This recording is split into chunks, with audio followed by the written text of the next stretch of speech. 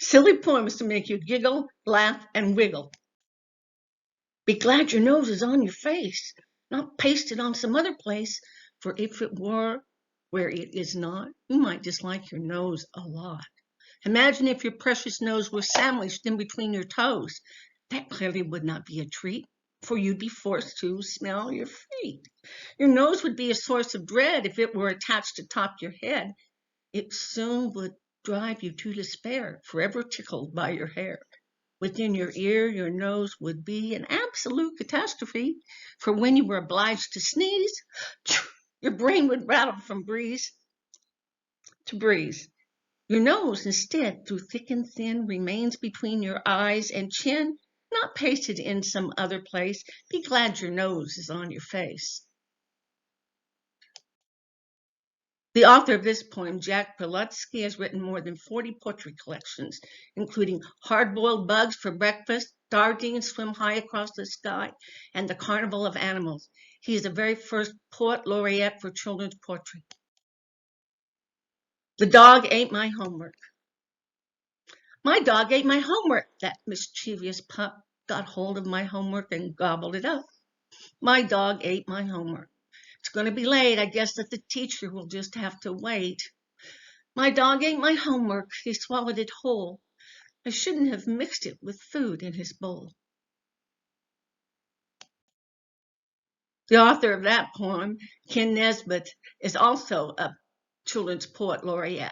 He also has written many, many books and poems and collections. Some of his books include More Bears, The Armpit of Doom, funny poems, which that sounds hilarious to me, and My Hippo Has the Hiccups, which if you've never had a hippo with hiccups, well, let me tell you, it is not a good thing. Eletelephony. Once there was an elephant who tried to use the telephone. Oh, no, I mean an elephant who tried to use the telephone. Dear me, I'm not certain quite. Even now I've got it right. However it was, he got his trunk entangled in the telephone, and the more he tried to get it free, the louder buzzed the telephone. And oh, fear, I better drop the song for elephant and telephone. This lady who lived in the late 1800s, early 1900s, Lauren Elizabeth Howell Richards, was an American writer. She wrote a lot of books, more than 90, including biographies, and several for children. I looked at a couple of other children's poems, and they were funny, but not a gut buster, not a tickler.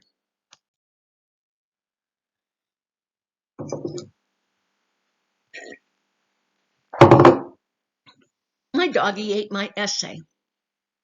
My doggy ate my essay. He picked up all my mail. He cleaned my dirty closet and dusted with his tail. He straightened out my posters and swept my wooden floor. My parents almost fainted when he fixed my bedroom door. I did not try to stop him. He made my windows shine. My room looked like a palace, and my dresser smelled like pine. He fluffed up every pillow. He folded all my clothes. He even cleaned my fish tank with a toothbrush and a hose.